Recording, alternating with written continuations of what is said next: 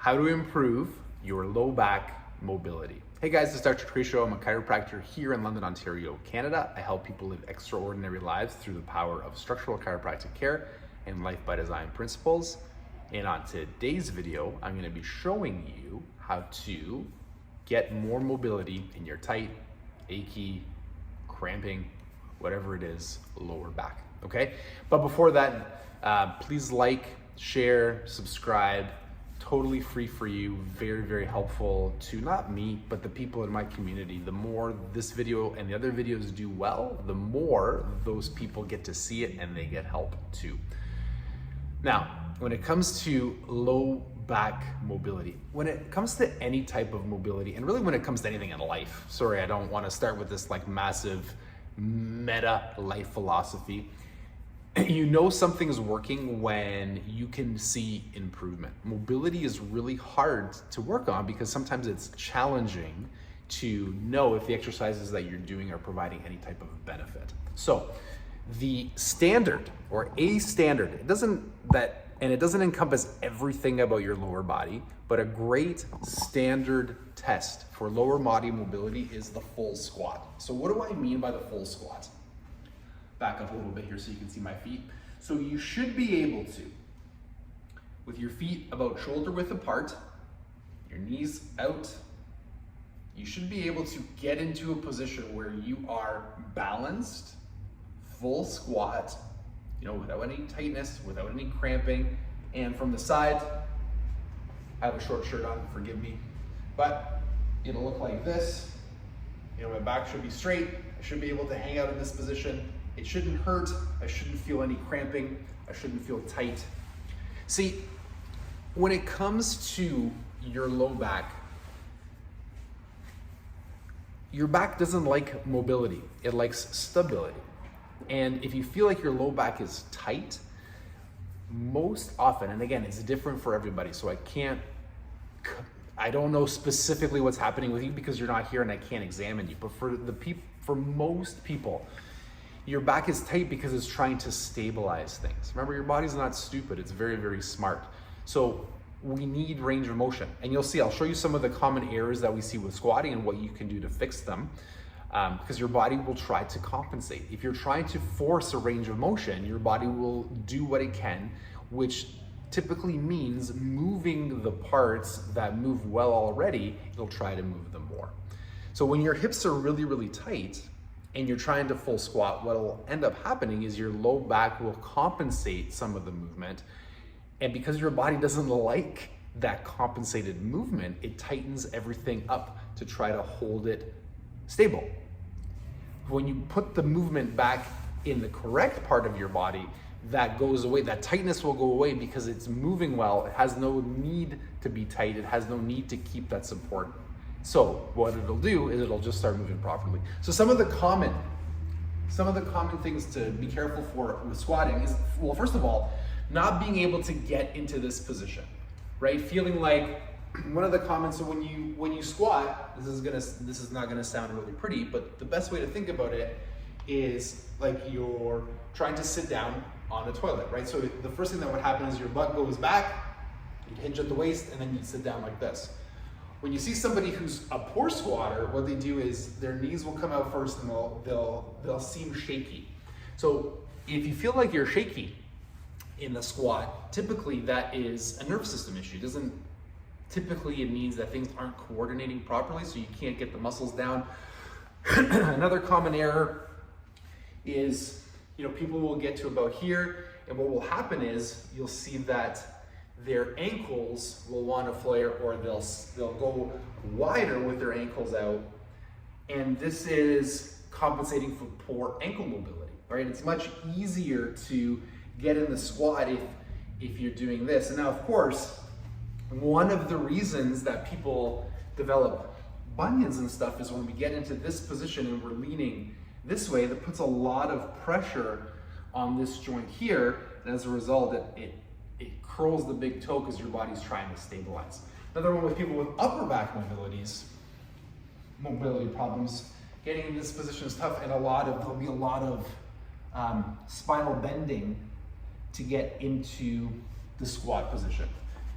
So while the squat is a good test, and if you're unable to do it, there's definitely problems there.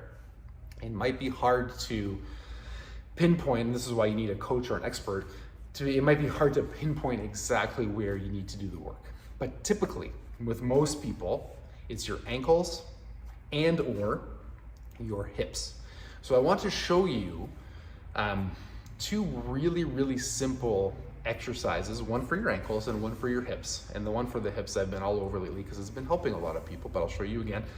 But the one, to use to try to improve your mobility. So the first thing that you're gonna do is you're going to try to squat, right? You're just gonna try, and you're gonna notice if there's any tightness. You're gonna notice if anything just feels like it's locked up or tight, especially ankles. Sometimes it'll just feel like they do not move whatsoever, and you're gonna look for any areas of pain. So tightness, immobility, or pain. That could be a clue as to where the problem is. Now, you're always gonna start with the part of your body that's touching the ground. So we wanna go from the bottom and then we wanna go up. Okay, so you're gonna remember, so let's say I got into a squat, I could get to about here, and then it felt really, really tight at the top of my foot and my lower back started hurting. I would just notice that, I would get out. Then what I want you to do to test your ankles is you're gonna find a wall or a flat surface like this. You're gonna take your hand like this with the thumb up. You're going to put your thumb there, and you're gonna put your big toe against your hand like that. Now, what should happen is I should be able to lean on my ankle forward. So I'm pushing my knee over my ankle. This is an ankle mobility test. My heel should stay on the ground, and my knee should be able to touch that wall or that object. And you can see that it's happening. If I were to check the other foot, that was a little bit tight. But if you were to check the other foot,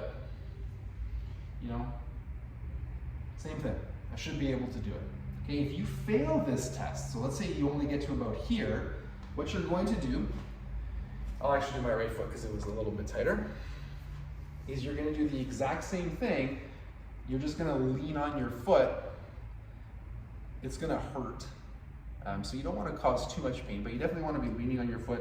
You might feel a pinch in here, but the idea is to stretch out the Achilles and to help your ankle move in that position. Now the goal here is to try to accumulate 2 minutes in the stretch, because plastic changes start to happen in about 2 minutes. Now if it gets really tight and really painful after about 30 seconds, I can get out of it, wiggle my foot and then get back into it.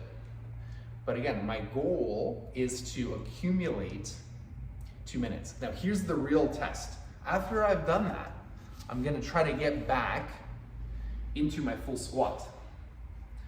And if I am in less pain, if there's less tightness, and my mobility has increased, meaning it feels easier and I can go further down, you know that you've targeted or improved an area that needs improving, right? If you do something correctly, make sure you're doing it correctly, and it doesn't feel better, it doesn't look better, or it doesn't feel improved, then either you have an area that doesn't need improving, or you're doing something incorrectly. Okay, so that's your ankle mobility. So it feels much better for me already, so I should probably add a little bit of right ankle mobility into my life to make things a little bit better. The one for the hips. So I'm gonna be focusing on my right hip for the purpose of this video. I'm gonna hold on to something nice and stable. Butt comes out. I'm gonna be, like I said, working on this leg. My left leg's gonna come back. I'm gonna point my toe. This is stable, my glutes are stable, my core is stable, and I'm just gonna airplane. So I'm gonna roll this hip back, nice and slow and control, and then roll everything forward. And I'm gonna do that 6 times aside. If you wanna get super fancy, like our kids, and add your nerve system to it, if you can airplane in the open, right, looking at a spot, do it. And again, when I go back and I recheck, I'm gonna notice that my squat is easier, okay? Now, improving my ankle mobility and improving my hip mobility will help move the parts of my spine that need help moving, like my ankles and my hips, and take the pressure off of the parts of your spine that do not like moving, like your low back. give it a shot. Let me know how it goes. If you have any comments or questions, because my wife tells me all the time that I can be confusing when I talk. So if I didn't explain something correctly, which has been known to happen once or twice, post it below, let me know. I would love to help you if I can. I hope you have a great day, and we'll talk soon.